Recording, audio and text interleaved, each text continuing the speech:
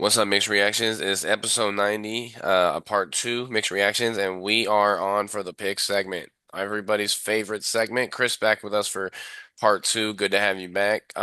So Casey, why don't you go? And also, before we get to this week's pick segment, the concept of guest picker, we kind of discussed it in last show. We obviously tally our weeks, our records week by week, me, Casey, and Justin, and the guest picker, we're just going to compare it against all of our records and if the guest picker wins, we'll come up with something fun. But it's yeah, no, I'm excited, man. Enough chit chat. What we got on Thursday night? What we have on Thursday night, boys, we have a clash of some NFC powerhouses. We have the Washington Commanders traveling to Lambeau Field to face Jordan Love, Micah Parsons, and the Green Bay Packers. And I'm rolling with the Packers. The Packers look like a Super Bowl contender this week. I'm going to take Green Bay. The line's only minus 3.5, but I'm going to take Green Bay because Washington should have just dog walked the Giants and they didn't. Absolutely agree. And the clock management at the end of the first half of that Giants game by the Commanders was terrible. I don't know, man. Thursday night, I'm always so leery of predicting anything, man. It's a short week. You don't know how teams are look, but I mean, Green Bay looked good. I don't know if it's going to be decisive, but I think the Packers pull it off also. What you got, Chris? Got to take Washington, I believe. I do. I really want that kid to just continue to lead that franchise out of the poverty mentality and those fans out of it. I can't go with Green Bay in good conscience. I think Cooper continues to Debo continues to just be the asset for Washington in the tight situations. And they may not have dog walked the Giants, but they held them to 6 points. And the health of the defense going into a Thursday night game, I think, determines a lot of that because offenses don't have a lot of time to create and rehearse. And once you get away from the rehearse, once you get away from the script, I think Commanders are going to beat and surprise Green Bay at home. I can't believe Okay. you're saying this. The kid who always idolized, as I quote, Brett Favre every single week when he was a kid I said is Ston Jockton. Fair enough. Both of whom will teach us not to meet your heroes. Moving on from the heartbreak in Green Bay. fair enough. Fair enough. To kick off 1 o'clock slate on Sunday, we have those aforementioned New York football giants traveling to Jerry World to play my Cowboys. And obviously, since this is my team, I picked last in this one. Let's lead this one off with our guest picker, Chris. Giants, Cowboys, who you got? This is the lesser of two true evils, but I have to pick Dallas on principle. 2008, 2012. That's all I have to say. Cowboys Yeah, all the way. Oh God, yeah. it hurts to say. I consider I have seen Jerry World, and that's an impressive location. I was just there a week and a half, 2 weeks ago, 3 weeks ago, whatever it was. So, but facilities aside, unless Jackson Dart is starting, which he's not, give me the Cowboys. Yeah, and I don't know, man. When you lose a player like Micah Parsons, uh, it does become tough. I mean, obviously it's a huge gap to fill. That second half, like you said, Casey, last week, I mean, the offense after that rain delay just couldn't do anything. But I mean, New York didn't show any success running the football week one. Russell Wilson, their leading rusher. I don't I don't see them being too much of a challenge. I think Dallas wins easily. Yeah, I'm also going Dallas in this one. There's really not much to say. The Giants are always consistently the bottom feeders in the NFC East. Dak hasn't lost to the Giants since 2016. I might have just jinxed him by saying that. I guess we'll find out come Sunday. But give me Dallas. But we all got Dallas. We all got Dallas. And Next, quick hot take: Brian Daboll will also be fired by midseason. midseason. Ooh, Midseason. okay. Okay. I mean, they're pretty much set up to failure with their schedule, playing Kansas City and the Chargers, and then the Eagles. Like, if that guy gets fired, it's not going to be in that moment his fault because they got set up for an ass kicking. Things don't get better for them until late October, I think, when they finally no, they play Philly twice before November, and maybe their best hope is a Broncos win. Even that is looking dicey. Right. So for the next 1 o'clock slate game, we have a receiver facing his former team, fellas. We have the Seattle Seahawks going into Pittsburgh to take on the Steelers. Let's start with Ian on this one. I believe in AA Ron, man. Give me the Steelers. Granted, it wasn't pretty against the Jets. They still found a way to win. Mike Tomlin came out and called Chris Boswell a serial killer just because the dude just he's crazy, man. He just doesn't miss. But I don't know. I like Pittsburgh. Seattle. I think Casey mentioned it earlier in the show. Like it looked terrible, but I mean they didn't. I wasn't impressed with Seattle watching them against San Francisco. Not Andy Dalton. They're both gingers. Sam Darnold. He didn't do anything to show me anything crazy. So I've got Pittsburgh. Rematch of Super Bowl 40. Yes, it is. I also have the Steelers in this one. Kind of like what Chris said. He thinks that the Steelers are going to take the AFC by storm this year. I don't know about taking the AFC by storm, but I definitely don't see a West Coast team traveling to Pittsburgh for a 1 o'clock start, being up and ready for this game. I think Aaron Rodgers is going to take apart that mid-ranked secondary in Seattle. I think DK Metcalf gets his revenge and has a big game. I got Pittsburgh by a pretty comfortable margin in this one. Pittsburgh's only a 2.5 point favorite, but I agree. I think Pittsburgh wins comfortably. Yeah, they win because they win at home. It's the beginning of the momentum build that they need through. Metcalf and Rodgers might be one of the best connections this year because they're both at the stage of their careers where they know how to do what they do best. And if Metcalf says, I need the ball this way, and Rodgers can say, I can do that, then he's going to get, 86 to 127 yards every game with a touchdown or 3. I think Metcalf is going to have a huge career resurgence if Rodgers can stay healthy. Steelers, I say beat the Seahawks handily this weekend at home. Yeah, I think we're pretty much all on board with that one. So we have another Super Bowl rematch here, fellas. And I'll give you a hint before I say the game. Mike Jones tackling Rams Kevin Titans. Right away. Give me the Rams in this one. I know Cam Ward looked serviceable in his first week in the first start of his career, especially going into the environment that he did. Denver could very well have the best defense in the league, and Cam Ward looked pretty poised at that. Tennessee's receivers really couldn't hang on to the ball for anything. They all turned into CeeDee Lamb that day, couldn't hang on to anything. Give me the Rams pretty comfortably. I think their offense gets on track, and I don't foresee this game being any issue. This is a cakewalk for the Rams. This should be a cakewalk for the Rams. I've got them. I mean, I can't imagine that I don't know, Bill Callahan, is that the name of their coach in Tennessee? Whatever his name is, can't think of it. I can't foresee Tennessee's receivers being that crap again, but not that much more than what they were realistically. Right. But not enough to make it any more than at least a two score game. What you got, Chris?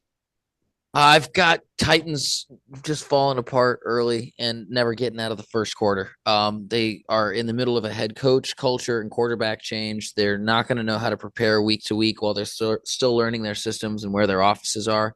And LA is going to walk in, walk out. They're going to stop on Broadway, have a drink or two before the airport. It's not going to be pretty in Tennessee this weekend. I'd love to be wrong, but I don't think I will be. Cam Ward will come into his own. He is a big boy playing a grown man's game, but not this weekend. Fully agree with that. I think Cam Ward's the real deal.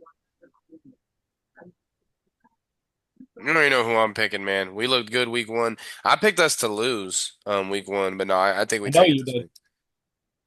So we have an AFC East showdown here, but not the one that Justin and Chris are thinking of.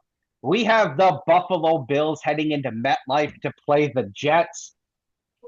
And Justin, we haven't started with you yet. Who you got? I'm going to take Buffalo in a little bit of a closer game. I think New York surprised me with how well they played against Pittsburgh, honestly. But Buffalo, when it comes to their schedule, Buffalo doesn't leave the Eastern time zone but one time this entire season. Buffalo's got an easy slate this year in terms of travel. I think Buffalo wins by 10. Yeah, But I'm riding I with the think the Bills. Jets hold on for a while, and then Buffalo runs away within the fourth quarter. Me too. Yeah, that's how I see it too. I mean, I think the Jets are going to hang tough for a little bit. Justin Fields looked impressive against Pittsburgh, just like you said. The Jets overall looked impressive. If it wasn't for that fourth down play where Jalen Ramsey knocked the ball out of Garrett Wilson, we might be having a completely different kind of conversation about the Jets right now. But I think Buffalo's too much. Josh Allen looks like the best football player on the planet right now. I think he's on a mission this year. Give me Buffalo by 10-17. All right, so we all got the. I was thinking about the Jets for a second, but yeah, I got Buffalo as well. What about Chris? Oh, I thought he already said Buffalo. It's a given. I My don't bad. even need to weigh in on the situation. If the Jets beat the Bills, it'll be the upset of the weekend, short of the Browns winning any weekend. It would be fantastic to see those guys be scrappy going into what they think is a weak Bills team after what shouldn't have been happening last week. Fully agree. But nobody realistically is gonna argue that that's gonna happen again. Now we have another AFC East matchup, boys, between Chris's sweatshirt, the New England Patriots, and the Miami Are They Actually Playing Football Dolphins.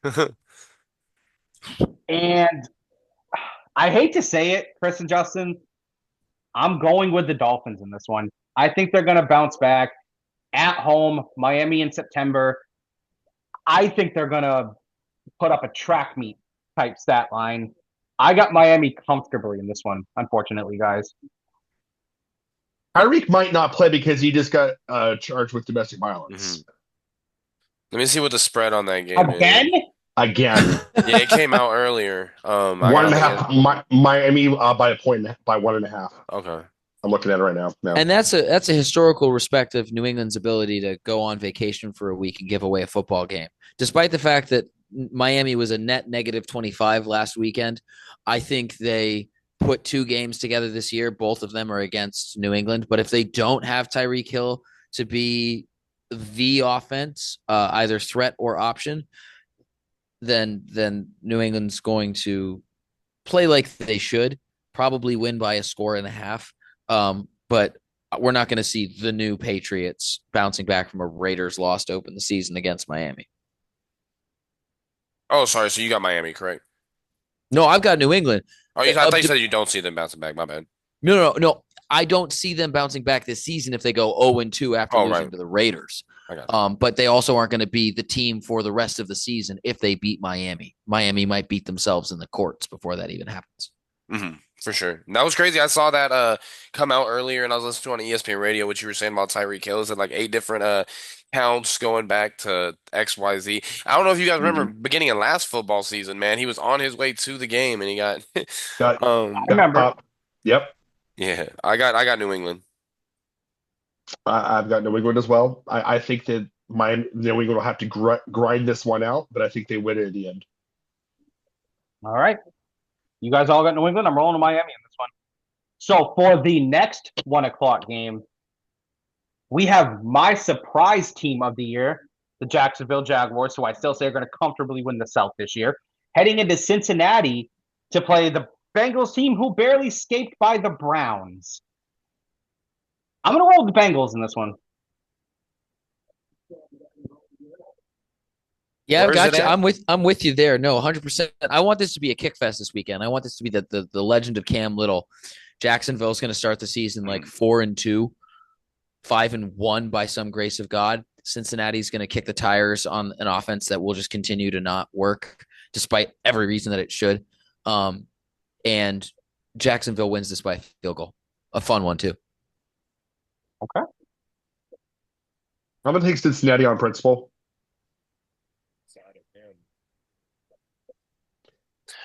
This one I was going back and forth on. I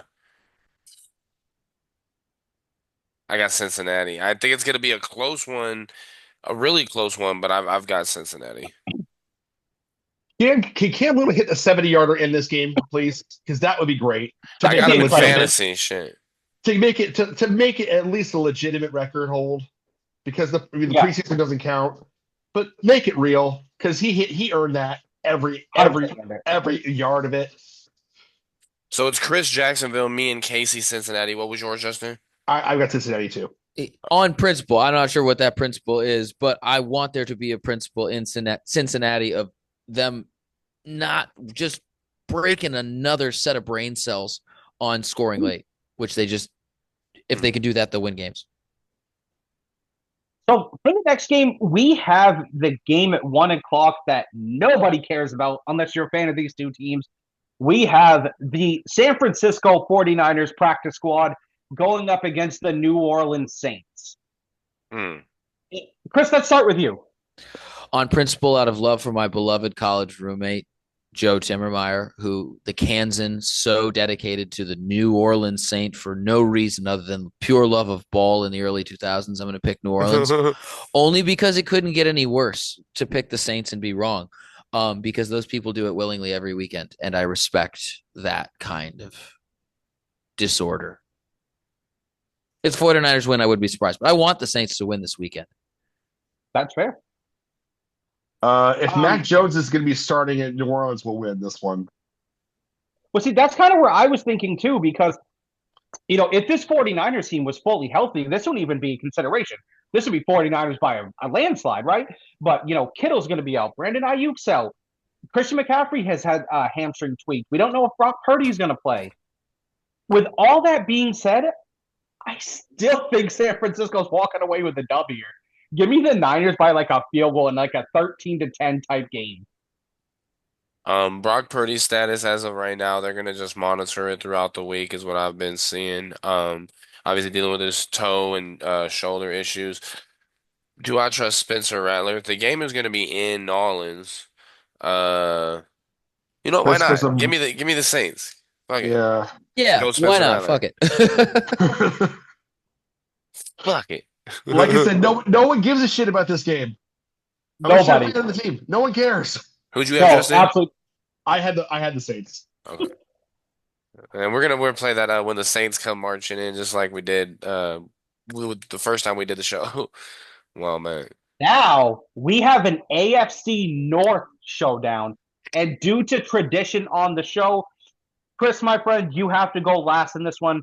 We have the Cleveland Browns traveling to Baltimore to play the choking Ravens. But give me the Ravens. The Ravens are going for blood, and death. I'd say Baltimore in a blowout this week. Baltimore by 20, if not more. Give me Baltimore. I'm gonna explain this gently to myself and to the rest of the Browns hopeful and faithful.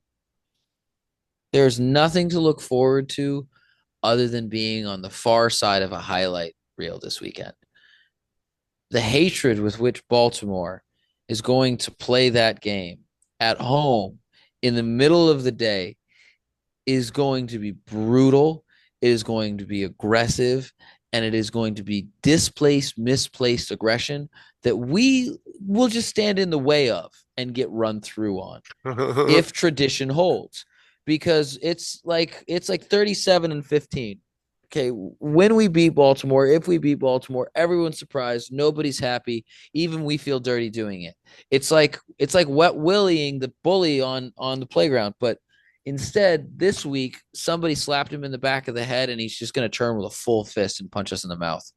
And that's fine, because that's Cleveland, baby.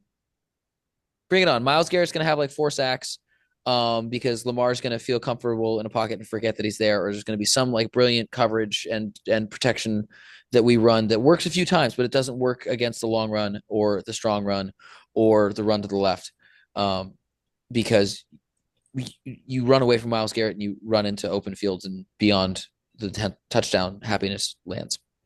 And that's fine. We'll wait to move on next week to have Green Bay come to town and assert a Super Bowl run. Oh God. Can we talk about another? Oh, go ahead. Out of that, can we talk about something else now? Well, Chris, my friend, out of that entire soliloquy that you just had, buddy, I have no idea who you're picking that game. No idea. Oh, the Ravens. No, Baltimore. God, Yeah, no, that's it's what I got to be got the from Ravens. that. No, Yeah. nothing Okay. about that said, but I believe in the Browns. He No, was we're getting punched in the mouth. They're taking out on us what they gave away in the fourth to Buffalo. They're doing it at Gotcha. home. Okay. So they go In home, the they first sit, they scoot. quarter. Oh yeah, it's gonna be ugly. They're Blood, gonna pull blood, that blood, secondary and apart. death. well Death.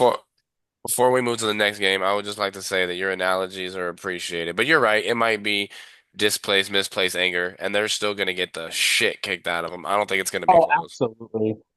Yeah, but it'll all So, be about last week because nobody takes going oh, into 100%. Cleveland seriously. Yeah. No, no. So for the last game on the 1 o'clock slate, fellas, we have a homecoming for Ben Johnson and the Chicago Bears as they head into Ford Field to play the Lions. What you got, Ian? I don't know, man. Is Green Bay just really good or is Detroit just really bad? I mean, Chicago, they choked last night, man. Give me Detroit. I still think they're a good team and they're at home. I agree with you. Give me Detroit.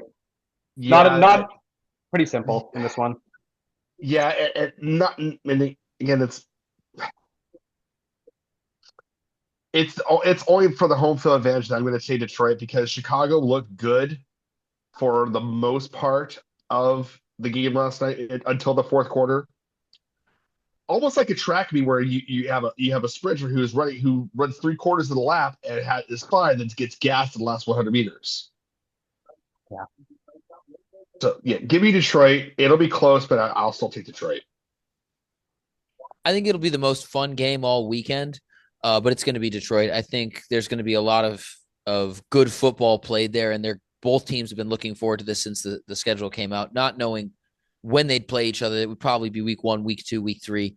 And so they've been getting ready for this all summer. And those coaching personality battles that we talked about beginning of or before the show, that's what this game's going to be about. But talent for talent, Detroit's going to win this game.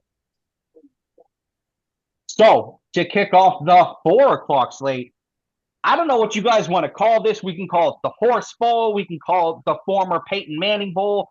We have the Denver Broncos heading into Indianapolis to play the Colts. Obviously, everyone knows the Colts are coming off that surprising, just dominant fashion style win against the Miami Dolphins. Broncos, of course, coming off a 20-12 win against Cam Ward and the Titans. This one could go either way. This is what I like to call a coin flip game. It shouldn't be a coin flip game at all on paper. It should not be at all. 100% it should not be. But the way the Colts look, I don't think that's sustainable. I think what the Colts did was more of a flash in the pan and more of a bad Miami than good Colts that game. I think Denver's defense is elite. I'm rolling with Denver in this one. You I'm know, going to say Denver too, but I think Indy keeps it close. Yeah, I think it'll be a close game for sure. a second ago I was fidgeting around because I was looking for something. I was looking for a dime. I got Danny Dimes. Yeah, Damn. the magic at home is real. I'm with you there. I'm taking Indianapolis at home there. More Pat McAfee local games, hyper crowds, the loud house as they call it. Pat McAfee's going to run out of money every weekend. Hey man, these college kids keep making these field goals for real. Hey man, he's printing it. So he's doing just fine. And I think the home culture wins it for the Colts. But once they go on the road and play another real team, they won't have the same outcome. Fully agree. So we have a battle of some mortal enemies here, guys. We have the Carolina Panthers traveling to Arizona to play the Cardinals. What was the term? Did you say enemies? Yeah, cat and a bird. Come on, I was going to say, I didn't okay. even think these teams knew each other. Right. I mean, exactly. Carolina beat the brakes off of them back in 2015 in the NFC Championship, but that's about it. Not the teams themselves, fellas, just the cat and the bird. Yeah, use your imagination. I've got, you know who I don't bet against? Give me the Cardinals. Yeah, I'm going give with me- the Cardinals too. I think the Panthers are terrible. I'm going with the Cardinals. I got the Cardinals in a comfortable fashion. Yeah, I don't know if they know how to play football in Carolina yet. They're still trying to figure that out. It's been a couple decades You since see, Jake Delhomme. Yeah, pretty much. So taking Arizona home. 100%. Speaking of Super Bowl rematches and just overall games of the motherfucking week, fellas, we have the Super Bowl champion Philadelphia Eagles heading into Arrowhead to play Andy Reid, Patrick Mahomes, and the Kansas City Chiefs. If it wasn't for the fact that week ones typically are divisional games, I'm shocked that this wasn't the week one slate. Yeah. With that being said, who do you got, Justin? Since you opened your mouth, who you got? Philly. And as we all say, fuck Philly. Fuck Philly. But I got Philly. I got the The char- birds. the Chargers made Patrick Mahomes look human, and they probably still won't have Xavier Worthy. Mhm. Unless made unless some pretty unless Kansas City just chooses, unbelievable plays. unless Kansas City chooses to trade to get Tyreek Hill back, which they have been talks about that. There have been talks about it, but there are still the talks are resurfacing. Kansas City doesn't have a deep threat like they did. They need one. So Yeah, give me Philly right now. for as much time as Mahomes can make with his feet, he's not buying time for anyone downfield or investing time in a route being developed. He just doesn't have that option anymore. And the Chiefs are going to continue to be recognized as an overrated and then underperforming team. You got to go with the Birds.